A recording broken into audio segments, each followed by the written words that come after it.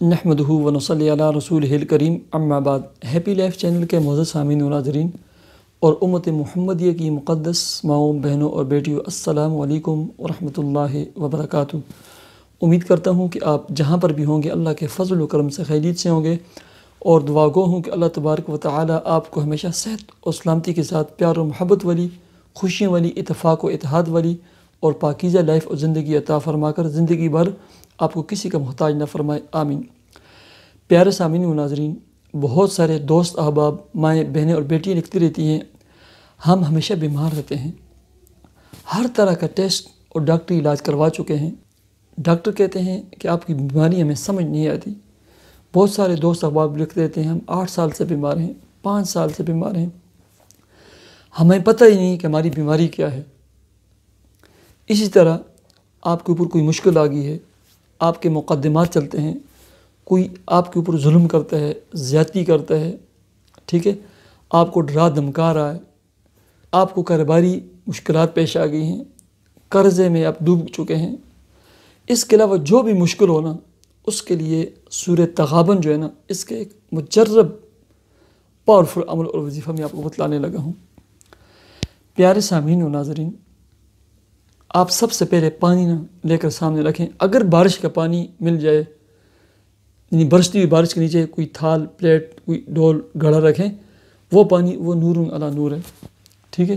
ویسے عام صاف ستھرا سادہ پانی رکھیں، اس پانی کے اوپر نا سب گھر والے مل کر نا ایک ہی مجلس میں 41 مرتبہ 41 ٹائمز سورہ تغابن پڑھنی ہے، اور ہر دفعہ بسم اللہ الرحمن الرحیم کے ساتھ پڑھنی ہے۔ اس کے ساتھ 1 مرتبہ سورہ یاسین، 1 مرتبہ سورہ رحمان، 21 مرتبہ سورہ فلق، سورہ ناس، سورہ اخلاص، آیت الکرسی، سورہ فاتحہ، یہ سب 21 مرتبہ پڑھ کر اس پہ دم کرنی ہے۔ یہ ایک دن یہ کرنا ہے۔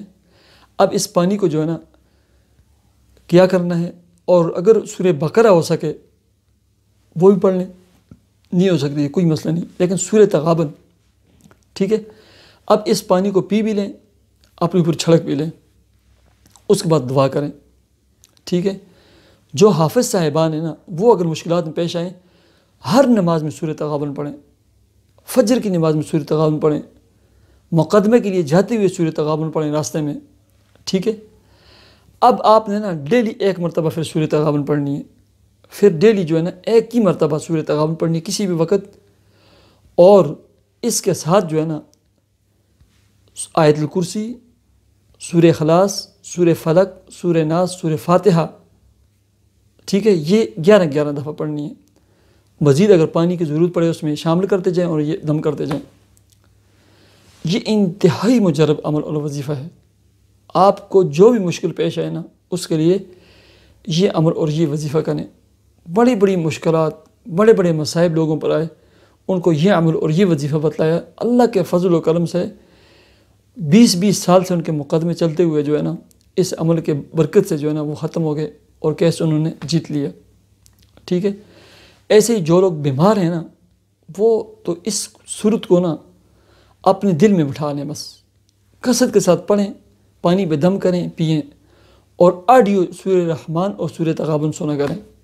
اللہ تبارک و تعالی آپ کی تمام مشکلات کو دور فرمائے، آپ کی بیماریوں کو صحت میں بدل دے، آپ کے مقدمات کو ختم فرما دے، آپ کو صحت اور سلامتی، خوشی والی، پیار و محبت والی، اتفاق و اتحاد والی لائف اور زندگی عطا فرمائے۔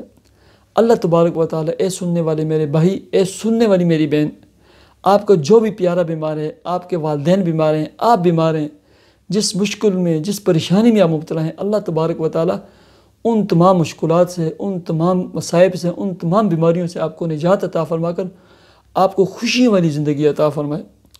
اللہ تبارک و تعالی آپ کو اولاد اور اولاد نرینہ عطا فرمائے۔ اللہ تبارک و تعالی آپ کے رزق میں، کام، کاروبار، جاب اور ملازمت میں خوب برکتیں عطا فرمائے، آپ کے قرضوں کی ادائیگی کے اسباب پیدا فرمائے۔ اللہ تبارک و تعالی آپ کی ہر دلی تمنا اور جائز مراد کو پورا فرمائے۔